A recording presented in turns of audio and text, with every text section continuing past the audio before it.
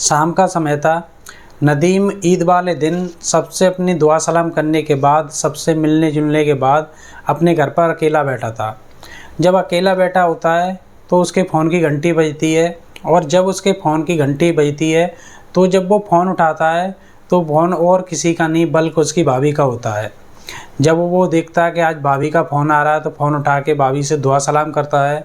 दुआ सलाम करने के बाद पूछता है भाभी से, भाभी जी बताओ मेरे लिए क्या हुक्म है। तो जब उसकी भाभी उससे कहती है कि नदीम मैं आपकी शादी करा रही हूँ अपनी बहन की बेटी से, आप शादी करोगे? तो जब नदीम ये बात सुनता है तो नदीम की खुशी का ठिकाना नहीं रहता है, और नदीम बिना सोचे समझे तुरंत ही हाँ कर देता है। जब शादी के लिए हाँ कर देता है तो नदीम का भाई और नदीम की भाभी दोनों नदीम को अपने ससुराल बुला लेते हैं और लड़की दिखाते हैं, और लड़की दिखाने के बाद जब निकाह कराते हैं तो उससे 25 साल बड़ी महिला से निकाह हो रहा होता है। नमस्कार दोस्तों, मैं प्रेम शंकर, आपका स्वागत है मेरे यूट्यूब चैनल में। ये कहानी आपको बताने जा रहा हूँ मैं उत्तर प्रदेश के मेरठ से। उत्तर प्रदेश के मेरठ में एक थाना लगता है ब्रह्मापुरी, और ब्रह्मापुरी में ही एक गांव लगता है तारापुरी। इस तारापुरी में एक नदीम नाम का शख्स रहता है। इसके पिता और माता की दोनों की देहांत हो चुका है, और एक बड़ा भाई और भाभी घर में रहते हैं।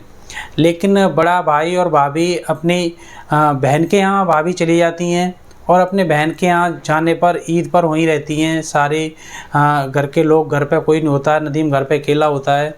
जब वहाँ भाभी चली जाती हैं तो जो उनकी नदीम की भाभी थी और भाभी के जो पति थे, जो सवार थे, उनकी भी पहले मृत्यु हो चुकी होती है।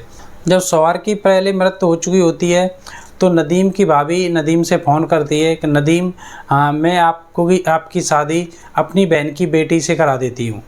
जब नदीम से ये बात कहती हैं उसकी भाभी तो नदीम की खुशी का ठिकाना नहीं रहता है, और नदीम शादी के लिए हाँ कर देता है। जब नदीम शादी के लिए हाँ कर देता है तो नदीम की भाभी उससे कहती हैं तो ठीक है आप आ जाओ और लड़की देख लो।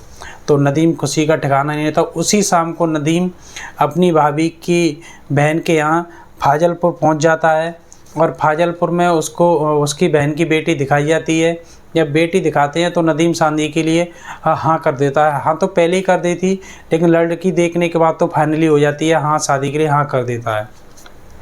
जब घर वालों को, सब लोगों को ये पता चलती है कि नदीम शादी के लिए हाँ कर दी है, तो घर वाले शादी की तैयारियां करना शुरू कर देते हैं, और उसी शाम को उसके निकाह की तैयारी कर देते हैं। जब निकाह की तैयारी कर देते हैं, निकाह करने के लिए वहीं पर जो फाजलपुर की मस्जिद थी उस मस्जिद में पहुंच जाते हैं। मौलवी निकाह करा रहा होता है, निकाह पढ़ा जाता है।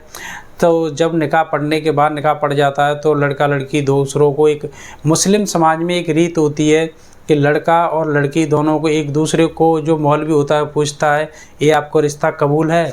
तो जब लड़की तो अपने तरफ से कह देती है हाँ कबूल है, लेकिन नदीम कहता है पहले इसका मुझे चेहरा दिखाओ उसके बाद मैं कहूँगा।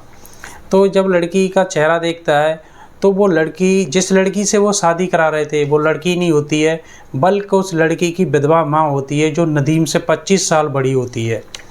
जब उस विधवा माँ से शादी हो रही होती है तो नदीम इस बात का विरोध करता है।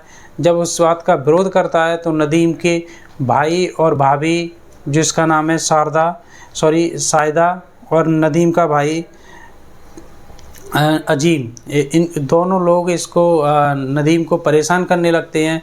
मारपीट की जाती है नदीम के साथ, और मारपीट करने के साथ साथ उसके साथ जबरन निकाह करा दिया जाता है। जो एक बेटी की शादी होनी थी, बेटी को दिखाया गया था शादी के लिए, और उस बेटी के जगह पर उसकी माँ का निकाह करा देते हैं, उसकी माँ की शादी कराई जाती है।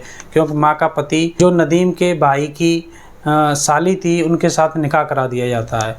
नदीम इस बात का विरोध करता है तो सारे लोग, परिवार के लोग और उसके भाई और भाभी, सब लोग मिलकर उसके साथ मारपीट करते हैं।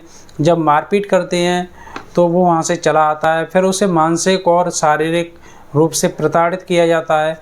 जब ज़्यादा ही परेशान किया जाता है तो एक दिन नदीम जाता है पुलिस स्टेशन और उच्च अधिकारियों से अपनी मदद की गुहार लगाता है। जब ये मामला उच्च अधिकारियों तक पहुंचता है तो इस पर संज्ञान लिया जाता है और आवश्यक कार्रवाई की जाती है। दोस्तों मुझे एक बात बताओ, जो एक लड़की की शादी करनी थी, अपनी लड़की की उम्र के लड़के से एक विधवा 45 वर्षीय महिला और एक 20 साल के लड़के से शादी कर रही होती है।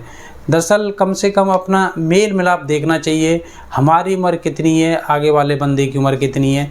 कम से कम 1-2 साल का डिफरेंस चल जाता है, लेकिन 20-25 साल का डिफरेंस बहुत हो जाता है। इस महिला को कम से कम ये देखना चाहिए था कि अब मेरा जो जीवन कटना था वो कट गया, लेकिन अपने बच्चों के बारे में ख्याल करना था, बच्चों की शादी करनी थी, ऐसा ऐसे नहीं करना था। अगर मेरी वीडियो आपको अच्छी लगी हो तो वीडियो को लाइक करना, और चैनल पर नए हो तो चैनल को सब्सक्राइब करके बेल आइकन को ज़रूर प्रेस करना। धन्यवाद।